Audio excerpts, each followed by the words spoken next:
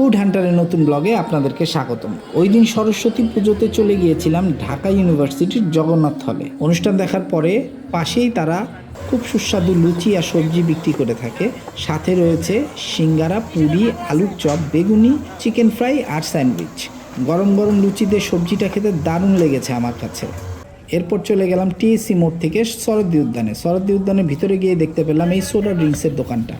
এখানে বিভিন্ন ফ্লেভারের ড্রিঙ্কস পাওয়া যায়, জিরা পানি, mango, orange, strawberry, apple, blueberry, লিচি, পাইনাপেল। আর এখানে সবচেয়ে বেশি পপুলার হলো ওয়ান শট, যেটা তাদের নিজস্ব একটা স্পাইস দিয়ে তৈরি করা। আমি এই ওয়ান শটটা খেয়েছিলাম, প্রাইস ছিল 50 টাকা। আর তাদের অন্য অন্য ফ্লেভারগুলোর প্রাইস ছিল 40 টাকা। আর যদি আপনারা লেবু পানি খান তাহলে এটার প্রাইস হলো 30 টাকা। ঝাঁঝালো ফ্লেভারের এই ড্রিঙ্কসটা আমার কাছে গরমের মধ্যে ভালোই লেগেছে। আপনারা চাইলে ট্রাই করে দেখতে পারেন। টিএসসি মোড়ের আশেপাশে অনেক ধরনের খাবার পাওয়া যায়, আপনারা চাইলে সেই ভিডিওগুলো আমি করতে পারি। আপনারা যদি এরকম ভিডিও আরও দেখতে চান আমাকে কমেন্টসে অবশ্যই জানাবেন।